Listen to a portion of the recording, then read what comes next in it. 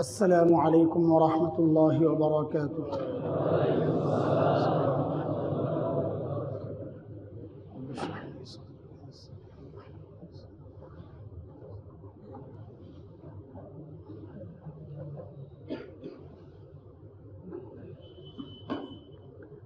الحمد لله نحمده ونستعينه ونستغفره ونؤمن به ونتوكل عليه ونعوذ بالله من شرور أنفسنا ومن سيئات أعمالنا.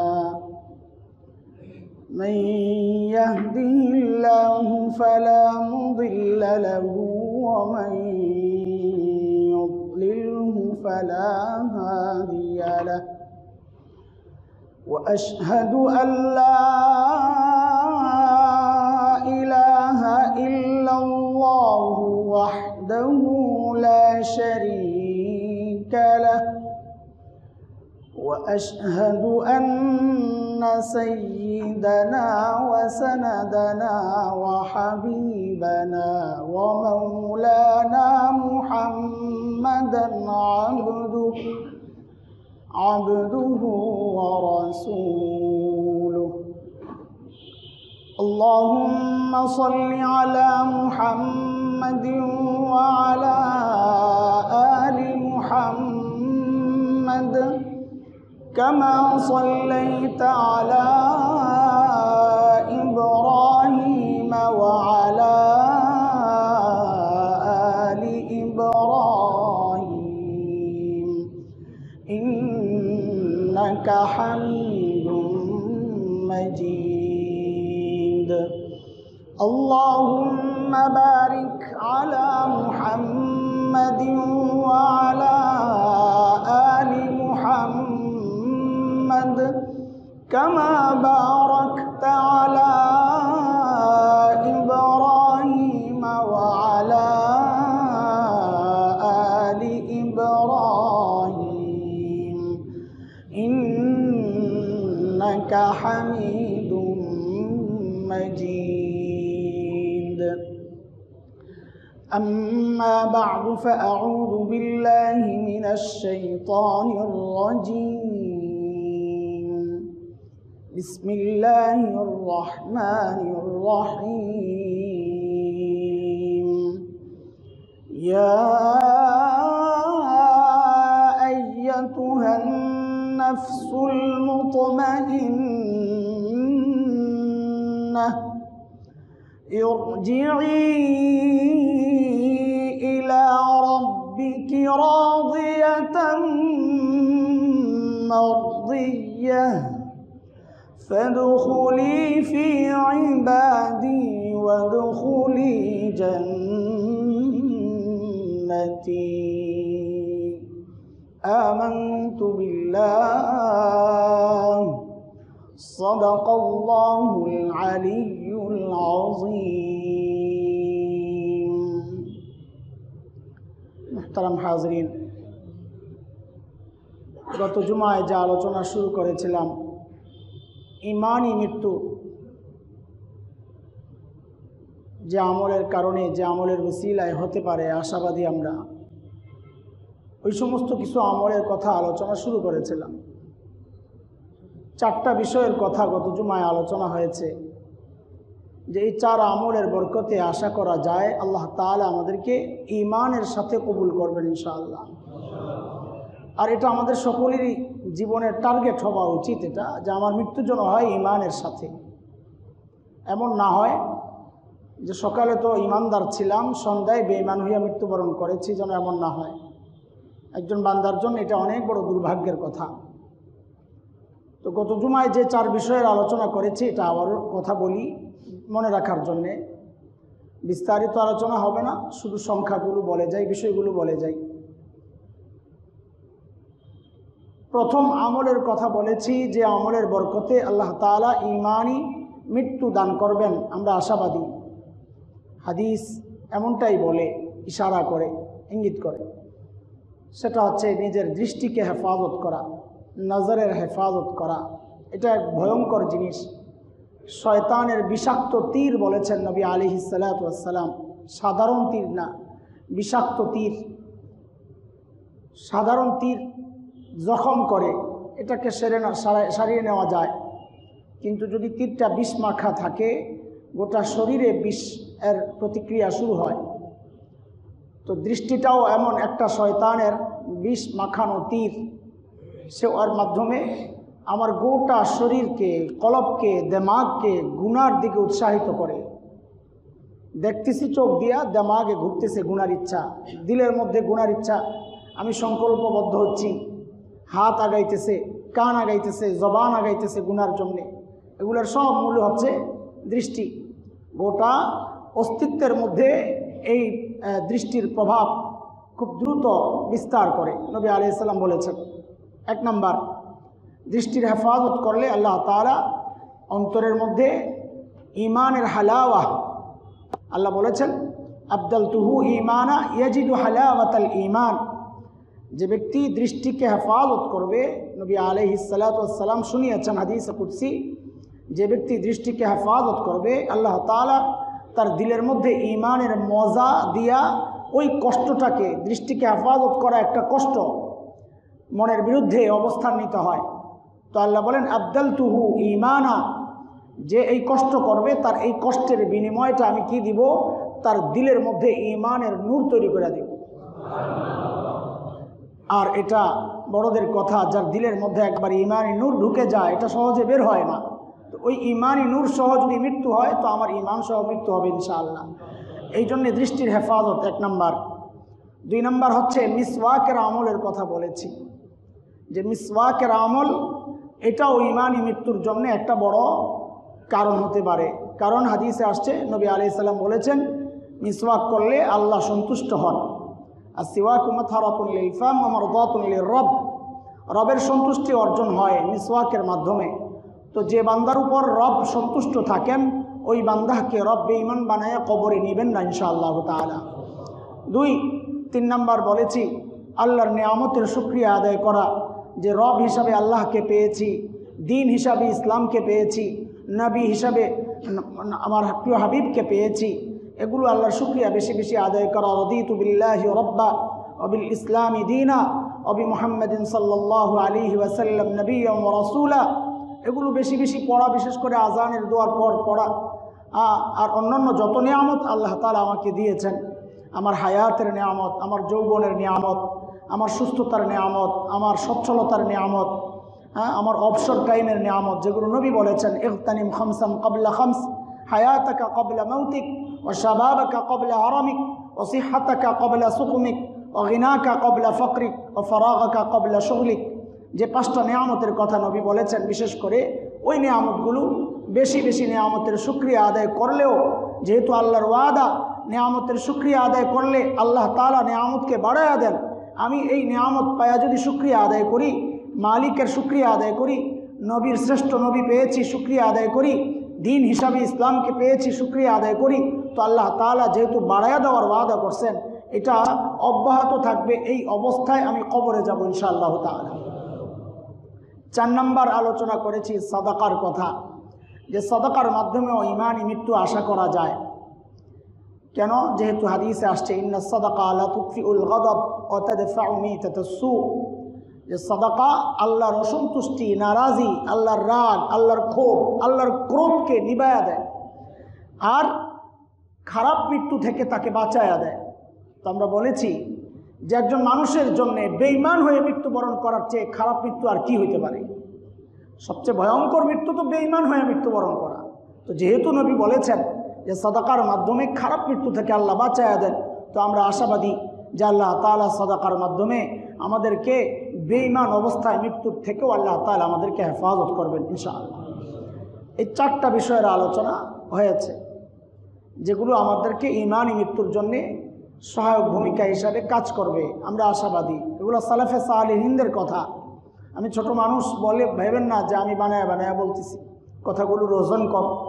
আমি তো বড়দের কথাগুলো শোনাইতেছি আপনাদেরকে, কথা তো আমার না, বড়রা লিখেছেন, বলেছেন কিতাবে, আমরা সেগুলো পড়ে পড়ে আপনাদেরকে শোনাচ্ছি। কাজে কথাগুলোর পেছনে কোরআন হাদিসের দলিল আছে। আমার সম্ভব যতটুকু আমি দিয়েছি, সময় কম, গত সপ্তাহে আলোচনা হয়েছে। এটাকে হালকা মনে না করা, প্রত্যেকটা আমলের পেছনে দলিল আছে, যৌক্তিক কারণ আছে যে এই আমলের দ্বারা ঈমানি মৃত্যু কেন নসিব হবে, প্রত্যেকটার পেছনে কারণ আছে। পঞ্চম যে আমল যার মাধ্যমে আমি ঈমানি মৃত্যু আশা করতে পারি সেটা হচ্ছে আল্লাহ ওয়ালাদের মজলিসে বসা। আল্লাহ ওয়ালাদের মজলিসে বসা। কারণ কি? এটা হাদিসের কথা, হাদিসে কুদসি। আল্লাহ তাআলা বলেছেন, বক্তব্য আল্লাহর, নবী আলাইহিস সালাম নিজের শব্দে আমাদেরকে শুনিয়েছেন।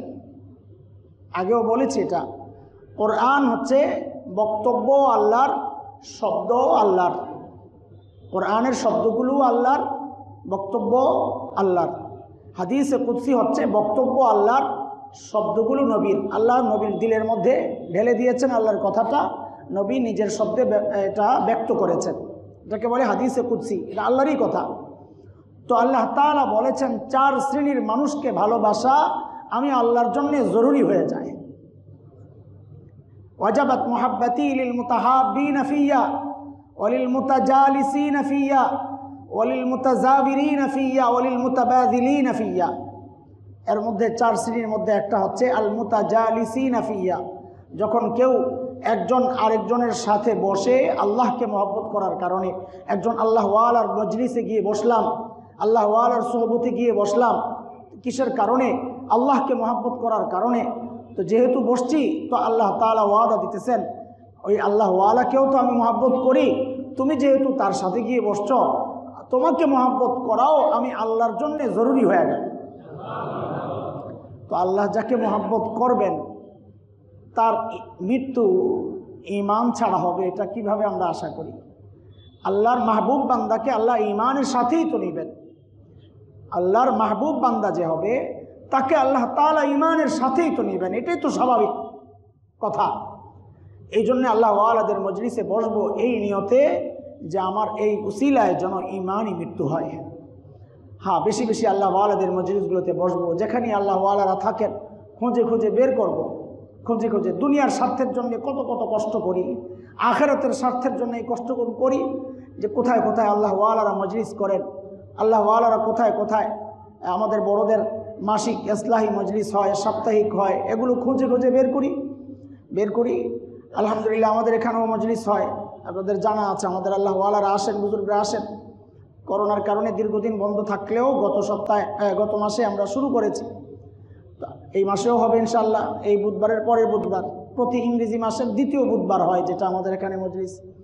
এছাড়া আমাদের আরেকটা মজলিসও হয় যেটা আমরা 4 সপ্তাহ আগে এলান করেছিলাম। আলহামদুলিল্লাহ আমাদের কাজ কিন্তু চলছে। সেটা হচ্ছে প্রতি বৃহস্পতিবার মাগরিবের পর থেকে সাধারণদের জন্যে দিন শিক্ষা কোর্স, সাধারণদের জন্য দিন শিক্ষা কোর্স। যে আপনি নামাজ পড়তেছি, আমার নামাজ হয় না, কারণ আমার তিলাওয়াত শুদ্ধ না, অথচ কোনো ফিকির নেই।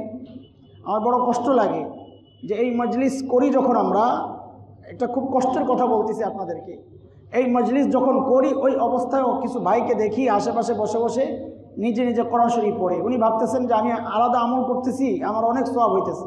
আরে ভাই, আমি নিশ্চিত জানি আপনার তিলাওয়াত, আমি শুনেছি আপনার তিলাওয়াত অশুদ্ধ। আপনি একা একা সারাদিন বসে বসে তিলাওয়াত করার চেয়ে তিলাওয়াত শুদ্ধ করার একটা মুহূর্ত আপনার ওই সারাদিন তিলাওয়াতের চেয়ে উত্তম। আজীব অবস্থা। মানুষ যে কি মনে করে নিজেকে, কি ভাবতেছেন, সব শুদ্ধ আমল করতেছেন, সব শুদ্ধ আমল করতেছেন, অথচ কালিমা সহিনা, আকিদা সহিনা, আকিদাটা পর্যন্ত সহিনা। ঈমান কাকে বলে চিনে না, ঈমানের রুকন সম্পর্কে জানা নাই, তাওহীদ কি জিনিস চিনি না, শিরক কি জিনিস চিনি না। আলিফ বাতাগুলা শুদ্ধ উচ্চারণ করতে পারি না, আলিফ বাতা অক্ষর জ্ঞান নাই আমার, শুদ্ধ উচ্চারণ করতে পারি না, সূরা ফাতিহা শুদ্ধভাবে পড়তে পারি না। আমি হলফ করলে আমি গুনাহগার হব না, কিন্তু হলফ করছি না। এটা আমার অবস্থা দেখে বুঝি 90% উপরে মানুষের সূরা ফাতিহা শুদ্ধ না। ভাই, আপনি কি নামাজ পড়তেছেন, অথচ কোনো ফিকির নাই, কোনো ফিকির নাই। জুমার দিনে এত মুসল্লি, বৃহস্পতিবারে মাগরিবেও বারান্দা ভরা মুসল্লি, অথচ যখন আমরা আমাদের এত ব্যস্ত সময়গুলো বাদ দিয়ে আপনাদের ফিকির নিয়ে মসজিদে এসে বসি লম্বা সময়, সামনে অল্প কিছু লোক পাই। আখেরাতের ফিকির এই কয়জনেরই, আর সবার নামাজ সহি, সবার তেলাওয়াত শুদ্ধ, অনুভূতিই নাই। একটা ডিউটি আদায় করতেছি, বাস এটা ডিউটি। আমল আল্লাহ পর্যন্ত পৌঁছার জন্য দুইটা শর্ত আছে, দুইটা শর্ত শুনে রাখেন। আল্লাহ পর্যন্ত আমল পৌঁছতে দুইটা শর্ত আছে। এক নম্বর শর্ত হচ্ছে আমল শুদ্ধ হবে। দুই নম্বর শর্ত হচ্ছে রিয়া ছাড়া ইখলাসপূর্ণ আমল হবে, সুন্নতওয়ালা আমল হবে। বেদাতীদের আমল শুদ্ধ, সুন্দরভাবেই করে, কিন্তু যেহেতু ওই আমলটা নবী আলাইহিস সালাম থেকে স্বীকৃত না, ওই আমলও আল্লাহর কাছে যাবে না। আমল শুদ্ধ হওয়া লাগবে, আমল সহি হওয়া লাগবে, এবং আমল সুন্নত তরিকায়ও হওয়া লাগবে। আমাদের কোনোটাই সহি না, তারপরও আশা করি যে আমি দিনদার, নিজেকে দিনদার ভাবি। আমরা কত বড় ধোকায় আছি, কত বড় ধোকায় আছি। আমল শুদ্ধ না, অথচ ভাবতেছি বহুত কিছু করতেছি, ফিকিরও নাই। আজীব তামাশা, বড় কষ্ট লাগে। ফিকিরও নাই যে আমার আমল শুদ্ধ না, শুদ্ধ করা দরকার। দুনিয়ার সব শুদ্ধ করার পিছনে মেহনত। জামা একটু ময়লা হয়ে গেলে ধোয়ার জন্য অস্থির, জুতা পুরান হয়ে গেলে চেঞ্জের জন্য অস্থির, ঘরের মধ্যে ফার্নিচার পুরান হয়ে গেলে এটাকে চেঞ্জের জন্য অস্থির হয়ে যায়। অথচ আমার দিল দিন দিন নষ্ট হচ্ছে, এটাকে মেরামত করার কোনো ফিকির নাই। আমার নামাজ হচ্ছে না, মেরামত করার কোনো ফিকির নাই। আমি ওযুর ফরজ জানি না, ওযুর ফরজ জানি না, বলে কুলি করাও ফরজ, নাকে পানি দেওয়া ফরজ, সব ফরজ, মাথা মাছেও ফরজ, সব ফরজ, যা শিখছে জীবনে সবই ফরজ। কোনটা ফরজ কোনটা সুন্নত, ফরজ ছুটলে কি হয়, সুন্নত ছুটলে কি হয়, কিছুই জানি না, কিছুই জানি না। জানি না এটা বড় দোষের কিছু না, কথাটা বুঝেন। জানি না এটা দোষের কিছু না, দোষ হচ্ছে না জেনেও ভাবতেছি জানি।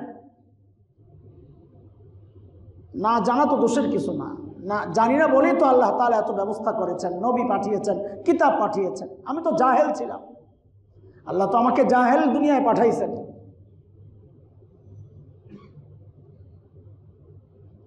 এই জন্য আল্লাহর ওয়াস্তে বলি,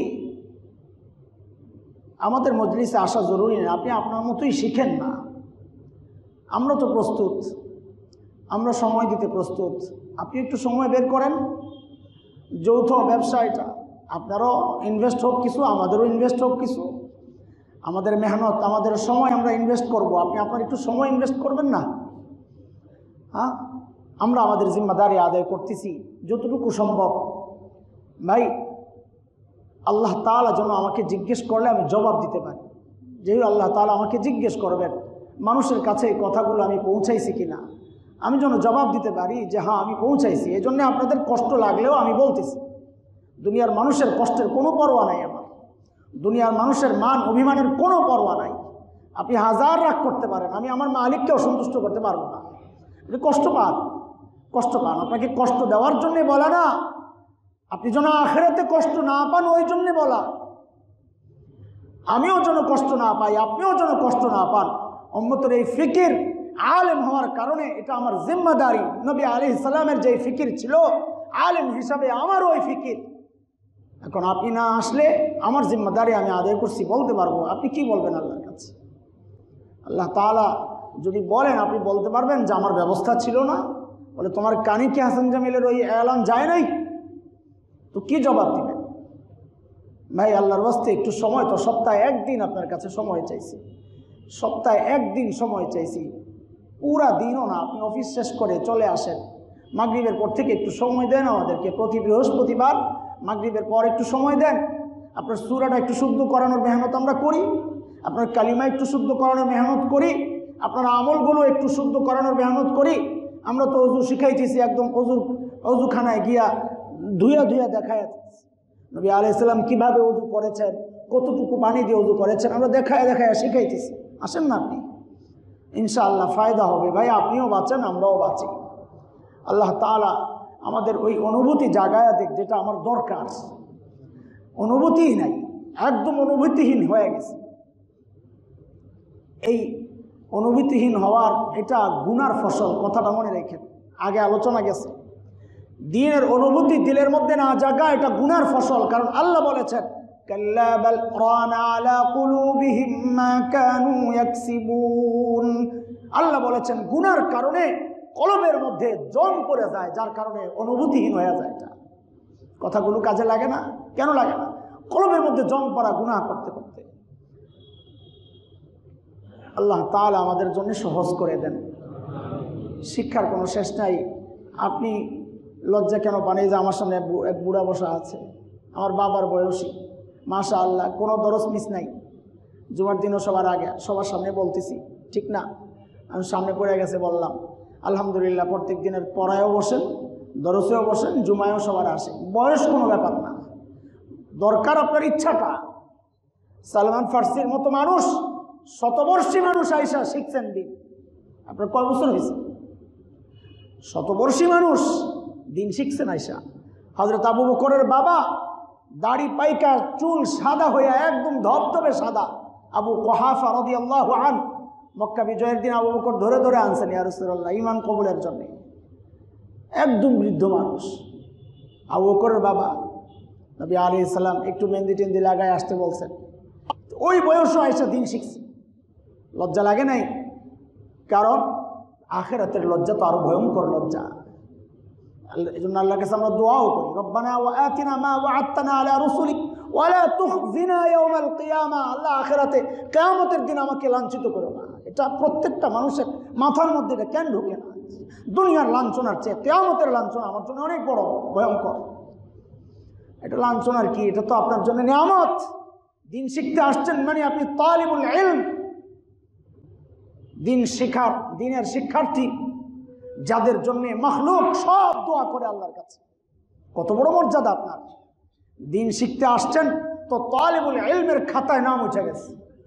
বলে তালিবুল ইলমের খাতায় নাম উঠলে, বলে নাম উঠলে সাগরের মাছ পর্যন্ত তার জন্য দোয়া করে। আপনার ওই চোখ নাই, আমাদের ওই চোখ নাই, আমরা দেখি না। লাল গালিচা ফেরেশতারা বিছায়া দেয়। আসেন, আপনি সম্মানী, আপনি দিন শিখার রাস্তায় আসছেন। হাদিসে আসছে মান সালাকা তরিকান ইয়ালতামিসু বিহি ইলমা সাহহালাল্লাহু লাহু তরিকান ইলাল জান্নাহ। যে ব্যক্তি দিন শিখার জন্য পথ চলে, আল্লাহ তাআলা তার জন্য জান্নাতের রাস্তাকে সহজ করে দেন। জানতেন কথা? আপনি লজ্জা পাইলেই হবে, অথচ আখিরাতের রাস্তা কত মসৃণ হয়ে যাচ্ছে আপনার জন্য। এই জন্য দোস্ত মুহতারাম, এইরকম মজলিসগুলো আমরা ছাড়বো না। খুঁজে খুঁজে নিজের জীবনের একটা সময় এই দিনই কাজে ব্যয় করি। নবী বলেছেন হায়াতের মূল্যায়ন করো, ইগতানিম খামসান ক্বাবলা খামস হায়াতাকা ক্বাবলা মাউতিক। মৃত্যুর আগে আগে হায়াতের মূল্যায়ন করো। এই জীবনের অনেক দাম, অল্প সময়ের মেহনত অনন্তকালের নিয়ামত। মেহনত তো অল্প সময়। আপনাদেরকে হিসাব দিয়েছিলাম একদিন, 100 বছর বাঁচলে আখিরাতের হিসাবে মাত্র 2.5 মিনিট। তো এই 100 বছর কয়জন আছে? শতবর্ষী কে আছে আমার মসজিদে, আমার মুসল্লি? আমার জানা নেই। যদি থাকেও এই 100 বছরের মধ্যে ইবাদত করছে কয় বছর?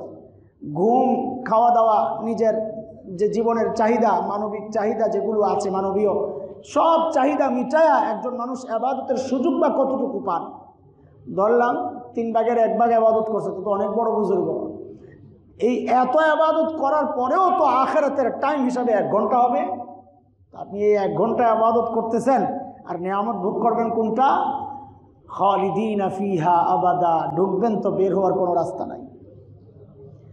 জান্নাত এমন রাস্তা, আমাদের গ্রাম অঞ্চলে মাছ ধরে, আমাদের গ্রামের ভাষায় বলে আন্তা, বাঁশের ছোট ছোট করে ইয়ে দিয়ে ঘরের মতো বানায়।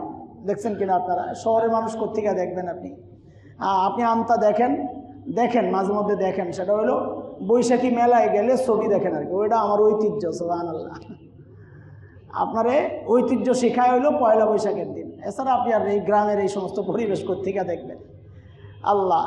তো আন্তার মধ্যে এইরকম ক্রস থাকে অনেক সময় দরজাগুলা, যেটা দিয়ে ভেতরে মাছটা ঢুকে। তো ঢুকলে যেই রাস্তা দিয়ে ঢুকলো ওই রাস্তা দিয়ে বের হতে সমস্যা কি? রাস্তা তো একটাই, বলে না ওটার সিস্টেমটাই এমন। এইরকম ক্রস থাকে, গুঁতো মারলে ফাঁক হয়ে যায়, ফাঁক হইলে ভিতরে ঢুকে। কিন্তু ভেতরে ঢুকে আর গুঁতো মারলে ভাগ হয় না, কারণ ওটা তো ক্রস। বাহির থেকে গুঁতো মারলে ফাঁক হয়ে যায়, ভিতরে ঢুকা যায়, ভিতর থেকে গুতা মারলে আর ফাঁক হয় না। আমার কাছে উদাহরণটা বোঝানোর জন্য, এই যে জান্নাতের রাস্তাটা এমনই, ঢুকা যায়, বের হওয়া যায় না। খালিদিনা ফিহা আবাদা, একবার ঢুকবে অনন্তকাল থাকার ব্যবস্থা হয়ে যাবে। মেহনত কতটুকু? 1 ঘন্টা। গোটা জীবনটা হিসাব করলে আখেরাতের 1 ঘন্টা, তাও যদি 1 ঘন্টা ইবাদত করেছে তো অনেক বড় বুজুর্গ, তো অনেক কিছু পাবে। শুধু ঈমান নিয়ে কোনো রকম কবরে গেছে, তাকেও যদি আল্লাহ মাফ করে দেন, আল্লাহ চাইলে মাফ করতে পারেন, শিরক ছাড়া সব মাফ করতে পারেন। তো নবী আলাইহিস সালাম বলেছেন, আরে সেও যা পাবে এটা হচ্ছে গোটা দুনিয়ার চেয়ে কমপক্ষে 10 গুণ। গোটা দুনিয়া কি জানতেন কথা? হ্যাঁ, কত কিছু এখনো, কত অঞ্চল এখনো আবিষ্কারই হয় নাই, যাইতেই পারে না মানুষ। এটা কত দূর কে জানে? আল্লাহই জানে। উপরের দিকে কত দূর আল্লাহই জানে। এই গোটা দুনিয়ার চেয়ে 10 গুণ বড়, তার মানে কত বড়? আল্লাহু আকবার। টাইম কতটুকু? অল্প। তাইলে এই জীবনের মূল্যটা কত? এই 1 ঘন্টার চাকরিতে এত বড় নিয়ামত, আমি আমার জীবনটার মূল্য কত নিজেই তো জানি না। আর জানি না বইলেই এর মূল্যায়ন করি না। এই জন্যই নবী মুহাম্মদ রাসূলুল্লাহ সাল্লাল্লাহু আলাইহি সাল্লাম সতর্ক করেছেন, এ আমার উম্মত, ইগতানিম খামসান ক্বাবলা খামস, 5 জিনিস আসার আগে আগে 5 জিনিসের মূল্যায়ন করো। এর মধ্যে একটা হচ্ছে তোমার মৃত্যুর আগে আগে জীবনটার মূল্যায়ন করো। এটা অনেক দামি জিনিস, কাজে লাগাও, কাজে লাগাও। বের হয়ে গেলে পরীক্ষার হল, এটা পরীক্ষার হলে ঢুকার আগেও লেখা যায় না, ওই লেখার কোনো দাম থাকে না। পরীক্ষার হল থেকে বের হইলেও ওই লেখার কোনো দাম থাকে না। যা লিখতে হবে ভেতরে বৈশাই। দুনিয়ায় আসার আগেও আমলের সুযোগ নাই, দুনিয়া থেকে চলে গেলেও আমলের সুযোগ নাই। ইযা মাতাল ইনসান ইনকাতা আমালুহু, পরীক্ষার হল থেকে বের হয়ে গেছো তো আমলের দরজা বন্ধ হয়ে গেছে। যা করার এর ভেতরেই করা লাগবে। কি করতেছি বলেন, কি করতেছি? এই জন্য দোস্ত মুহতারাম, ঈমানের সাথে যদি মৃত্যু চাই তো আমাদের আরেকটা কাজ করা লাগবে, যে আল্লাহ ওয়ালাদের মজলিসগুলা, দ্বীনি মজলিসগুলা এড়াবো না। সুযোগ পাইলে না, সুযোগ বানাবো। সুযোগ পাইলে কেন, আমি সুযোগ বানাবো। সাহাবাওয়ালা জিন্দগি বানাই, সাহাবাওয়ালা জিন্দগি বানি। তারাও দুনিয়ার কাজ করছেন। সাহাবারা দুনিয়ার কাজ করেন নাই তা না, ব্যবসা করছেন, বাণিজ্য, কৃষি কাজ করছেন, পশুপালন করছেন, সব করছেন। তা আমরাও করি, তারাও করেছেন। পার্থক্য কি? তারা আখিরাতের কাজের ফাঁকে ফাঁকে দুনিয়ার কাজ করছেন। আর আমরা দিনদার যারা, তারা দুনিয়ার কাজের ফাঁকে ফাঁকে আখিরাতের কাজ করি, তাও ভেজাল। পার্থক্য এই জায়গায় না। আমি খুঁজে খুঁজে আখিরাতের জন্য টাইম বরাদ্দ করব, খুঁজে আখিরাতের জন্য টাইম বরাদ্দ করবো ইনশাআল্লাহ।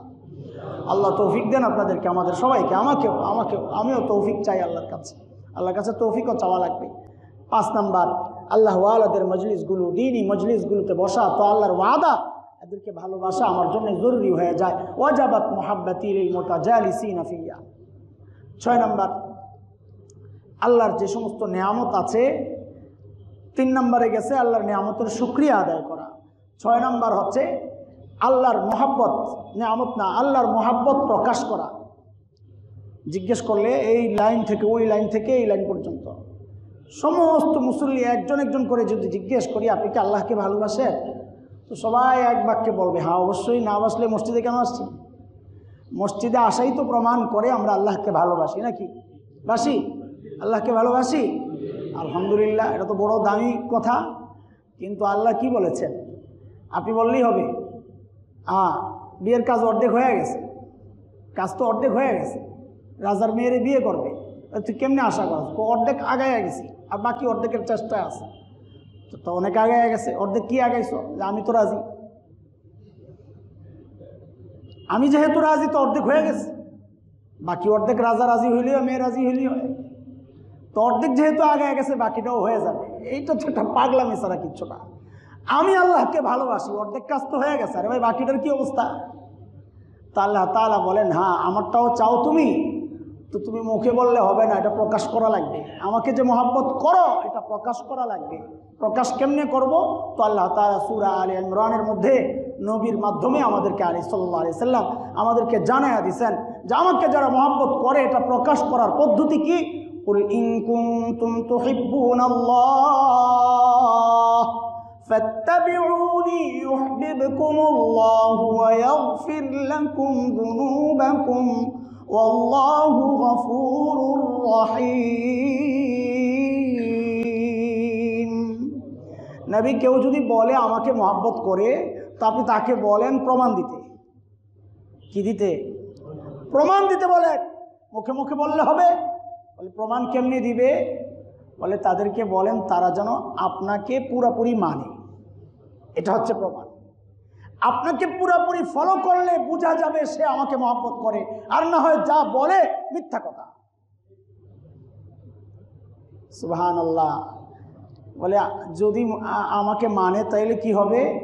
বলে হ্যাঁ, তাইলে মিয়া বিবি রাজি, সে যেমন মহব্বত করে আমিও করব, তাইলে তো সমান সমান হইল। বলে না, আমি রব তো সমান সমান দিই না, আমি তো রহিম। রহিমের কাজ হচ্ছে যতটুকু প্রাপ্য তার চেয়ে বেশি দেয়। তো এখানে কি বেশি পাইলাম? বলে আমিও তাকে মহব্বত করি, তো সমান সমান হইল, তো আমার পক্ষ থেকে এক্সট্রা বোনাস, ওয়াগফির লাকুম যুনুবাকুম, আমি এই মহব্বতের কারণে তার গুনাহগুলো মাফ করে দেব। এটা এক্সট্রা। কেন? বলে গফুর, আমি তো গফুর, মাফ করি। এখানে মাফ কেন করবেন? মহব্বত মহব্বত সমান সমান।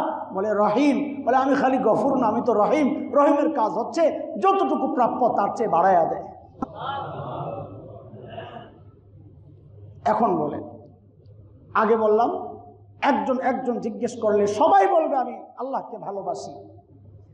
এখন এই নিয়মের আওতায় আয়েশা বলেন তো কে আল্লাহকে ভালোবাসি? আপনার মুখ কি কথা বলে আপনি আল্লাহকে ভালোবাসেন? আপনার মুখ কি বলে? ভাই রাগ করেন না, আল্লাহর হস্তে আমাকে মাফ করে দিয়েন, আল্লাহর হস্তে মাফ করে দিয়েন। আমি আপনাদের ভাই, বহুবার বলেছি, আমি আপনাদের সন্তান। এই জায়গায় শতকরা কতজন পাবেন যারা এই মহল্লায় হাফ প্যান্ট পরে বড় হয়েছে? কতজন পাবেন?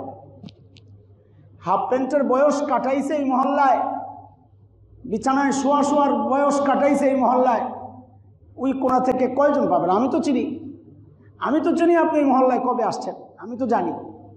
হ্যাঁ, সেই সময় থেকে এই আল্লাহর বান্দা আপনাদের এই আল্লাহর বান্দার পরিবার আপনাদের পেছনে মেহনত করতেছে কিসের জন্যে? কিছু পাওয়ার আশায়। আমার বাবার কথা বলি যে যেই জায়গায় এত লম্বা টাইম যে বাবা এই মসজিদে কাটাইছেন 40 বছর, কি না করতে পারতেন? তখন তো বাড়িধারা ছিল না, উত্তরা ছিল না, গুলশান ছিল না, ধানমন্ডি কারা কারা নামাজ পড়তো এখানে, কি না করতে পারতেন? অথচ আলহামদুলিল্লাহ আলহামদুলিল্লাহ আমার বাবার যেদিন মৃত্যু হয় আমাদের জন্য একটা টাকা রেখে যান নাই, একটা টাকা। আল্লাহি বলি আপনাদেরকে, একটা টাকা রেখে যান নাই। আর কি চান আপনারা? আমরাও চেষ্টা করতেছি বাবার পথ হিসেবে আপনাদেরকে কিছু দেওয়ার জন্য। আমরা নিতে চাই না, দিতে চাই দেওয়ার জন্য। এজন্য রাগ করেন আর যাই করেন, আমি যা বলি আপনজন হিসেবেই বলি, আমি যা বলি দিল থেকে মহব্বত করার কারণে বলি। এই মসজিদের অর্থে দুধ খাইছি, আমি দুধ খাইছি এই মসজিদের। আমার বাবা যেহেতু এই মসজিদে খেদমত করেছেন, বাবার ইনকাম দিয়ে তো আমি বড় হয়েছি। তো এই মসজিদের ইনকামে আমার দুধ তৈরি হয়েছে, আমার রক্ত তৈরি হয়েছে, আমার গোশত তৈরি হয়েছে। ওই জন্য বলি কথাগুলো। হয়তো আমার জায়গায় অন্য কেউ আসবেন, তিনিও বলবেন, বলবেন, অবশ্যই বলবেন। তো ভাই আমার কলিজায় যে আগুন আপনাদের জন্য, যে মহব্বত যে তৈরি হয়ে গেছে, এটা তো একদিনে হয় নাই, একদিনে হয় নাই। 40টা বছর যার শৈশব কৈশোর যৌবন সব এই মহল্লায়, হ্যাঁ, তার মহব্বত অন্যদের মহব্বত এক হবে না। আপনি রাগ করলেও আমি বলবো, আপনি রাগ করলেও বলবো, কেন? আপনি আমার ভাই যে। আপনি রাগ করলেও বলবো, কেন? আপনি আমার বাবা যে। আমার বাবার সাথে তো আপনাকে দেখেছি আমি, তো আমার কষ্ট আলাদা কষ্ট, আপনি রাগ করলে করেন।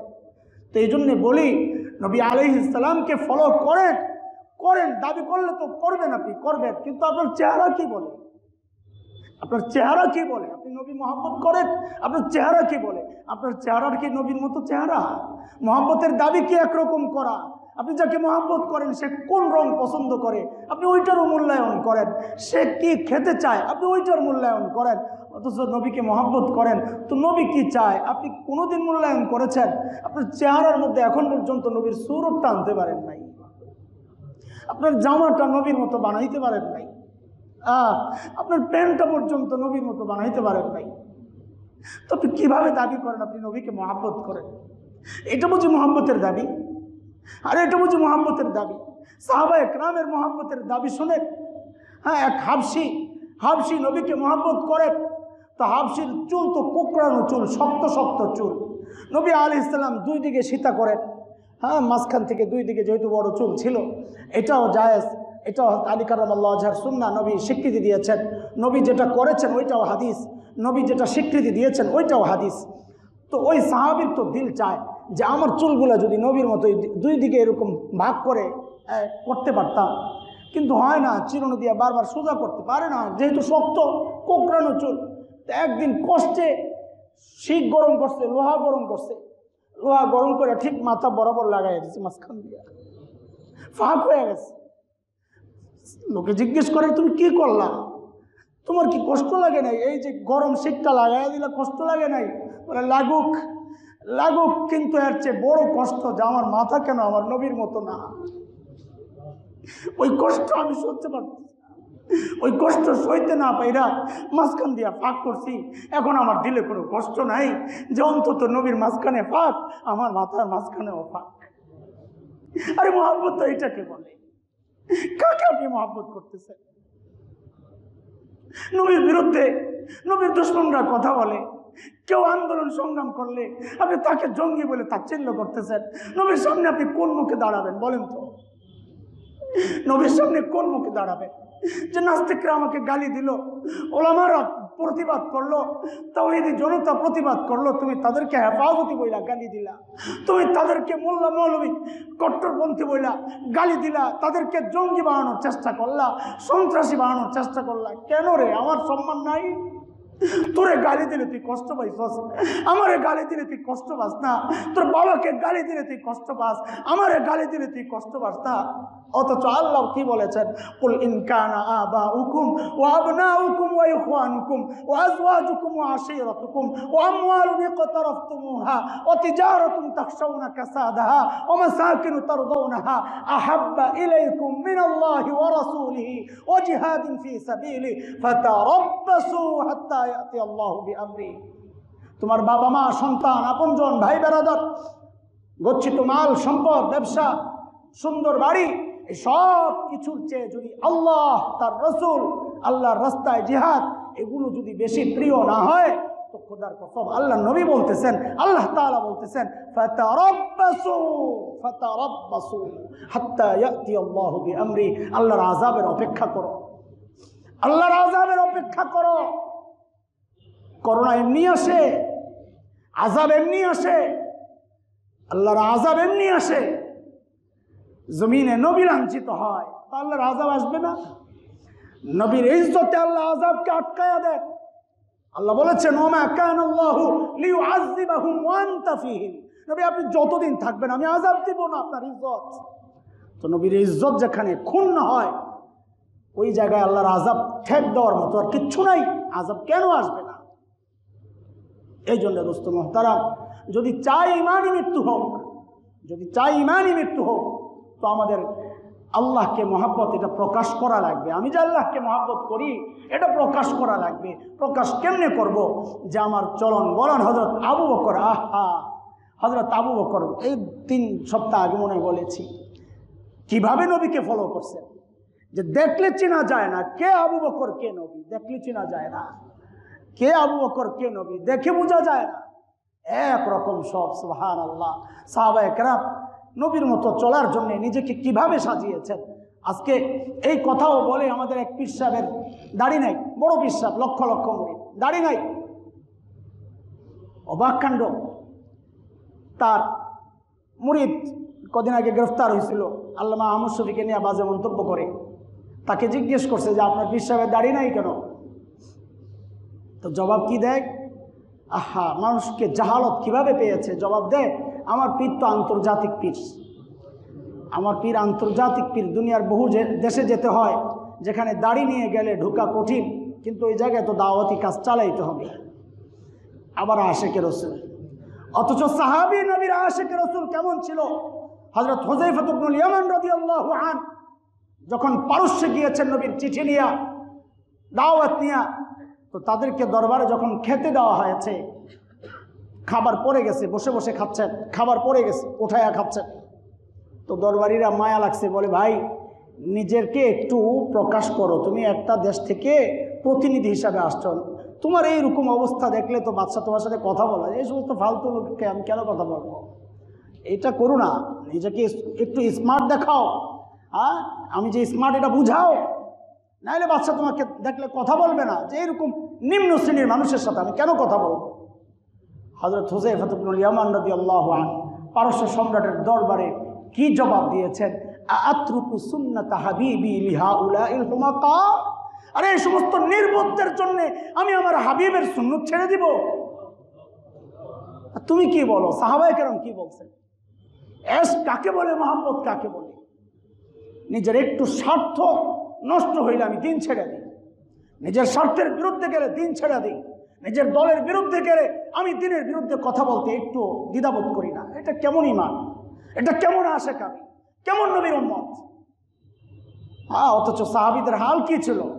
ওদের যুদ্ধের সংবাদ আসছে, নবী শাহাদাত বরণ করছেন, হাদিসে আসছে, সহিহ হাদিস, নবী শাহাদাত বরণ করছেন, খবর আসছে মদিনা থেকে এক পাগল হয়ে বের হয়েছে। আরে নবী যদি শহীদ হয়ে যান তা তো যেখানে লড়াই হয়েছে ওখানেই দাফন করা হবে, আর তো নবীর মুখটা দেখতে পারবো না। ছুটছে ওহদের দিকে, পাগলনি ছুটছে ওহদের দিকে। রাস্তায় যেহেতু মুসলমানদের দুইটা ভাগ হয়ে গেছে, এক ভাগ মদিনার দিকে পড়ে গেছে, আর এক ভাগ ওহদ পাহাড়ের দিকে পড়ে গেছে। হযরত খালিদ ইবনে ওয়ালিদ রাদিয়াল্লাহু তাআলা আনহুর নেতৃত্বে তিনি তখনও মুসলমান হন নাই, মুশরিকরা মাঝামাঝি মাঠের মধ্যে ঢুকে গেছেন পিছন দিয়া।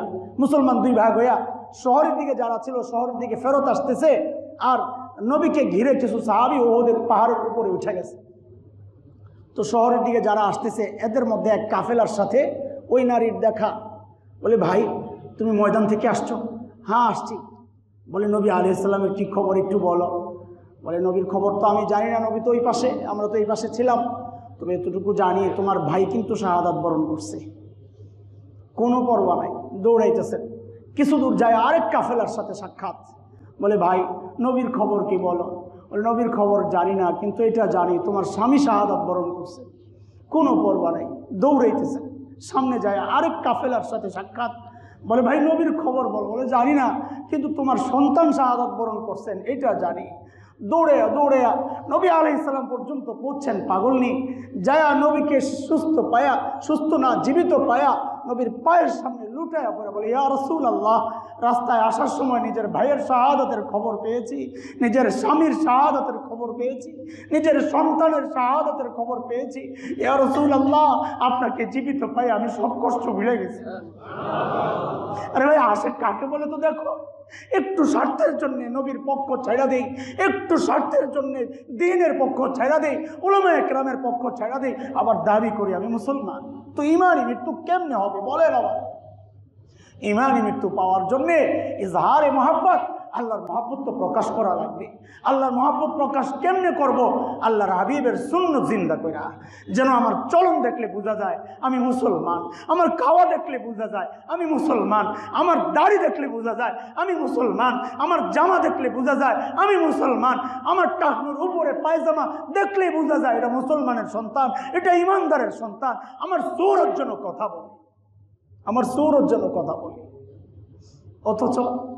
অথচ একটু নিজের বিবেককে প্রশ্ন করেন তো, আপনার বিবিকে দেখে কে বলবে এটা মুসলমানের সন্তান? বলেন, আপনার সন্তানকে দেখে কে বলবে এটা মুসলমানের সন্তান? কি আছে তার গোটা বডির মধ্যে? ভেতরেই বা কি আছে? ভেতরেই বা কি আছে? বাহিরেই বা কি আছে? না ভেতর না বাহির। আল্লাহ তাআলার হুকুম, ওয়াজারু যাহিরাল ইসমি ওয়া বাতিনা, ভিতর পরিষ্কার করো, বাহিরও পরিষ্কার করো। ভিতরকেও দিন দিয়া সাজাও, বাহিরকেও দিন দিয়া সাজাও। আমি কি করতেছি? তো ইমানি মৃত্যু যদি আশা করি, ইনশাআল্লাহ যদি আশা করি, তো ভাই এটা প্রকাশ করা লাগবে। আমি আল্লাহকে মহব্বত করি, এটা প্রকাশ করা লাগবে। আমার আল্লাহর বিরুদ্ধে কেউ বললে আমি আমার জীবন দিতে প্রস্তুত হয়ে যাব। আমার দ্বীনের বিরুদ্ধে কেউ বললে আমি জীবন দিতে প্রস্তুত হয়ে যাব। আমার নবীর বিরুদ্ধে কেউ বললে, আমার দলের লোক না, আমার নেতা না, আমার নেত্রী, আমার দেখার সময় নাই। আমার নেতা তো মুহাম্মদুর রাসূলুল্লাহ সাল্লাল্লাহু আলাইহি সাল্লাম। আমার নেতার বিরুদ্ধে কেউ বললে আমি জীবন দিতে প্রস্তুত হয়ে যাব। এর নাম হচ্ছে আমি নবীকে মহব্বত করি, আমি নবীকে ফলো করি। আল্লাহ বলেছেন, কুল ইন কুনতুম তুহিব্বুনাল্লাহ ফাত্তাবিউনি ইউহিব্বুকুমুল্লাহ ওয়া ইয়াগফির লাকুম যুনুবাকুম। নবী তারা যেন আপনাকে মহব্বত করে, আপনাকে অনুসরণ করে। এই জন্যে গোটা জীবনকে সুন্নত দ্বারা সাজাই, ইনশাআল্লাহ তো আশা করা যায় ইমানই মৃত্যু নসিব হবে ইনশাআল্লাহ। আজকে তো বেশি বলতে পারলাম না, ঠিক আছে। এই দুইটাই আজকের নতুন দুইটা যুক্ত হলো, 5টা 6টা। গতকাল একদম মুখস্থ করেন, এগুলো মুখস্থ করে পরে বসান, লিখে রাখবেন, বারবার দেখবেন, আমলের চেষ্টা করবেন, একটু একটু করে হোক না, শুরু হোক না। 1 নম্বর দৃষ্টির হেফাজত করা, 2 নম্বর মিসওয়াক করা, 3 নম্বর আল্লাহর নিয়ামতের শুকরিয়া আদায় করা, 4 নম্বর সাদাকা করা, 5 নম্বর আল্লাহ ওয়ালাদের মজলিসে বসা, দ্বীনি মজলিসে বসা, 6 নম্বর হচ্ছে আল্লাহর মোহাব্বতকে প্রকাশ করা, আল্লাহর মোহাব্বতকে প্রকাশ করা। এই 6টা যাক, আরও কিছু আছে ইনশাআল্লাহ বলবো ইনশাআল্লাহ তাআলা। আল্লাহ তাআলা আমাদের আমলের তৌফিক দান করেন, আমিন। ওয়া আখিরু দাওয়ানা আলহামদুলিল্লাহ।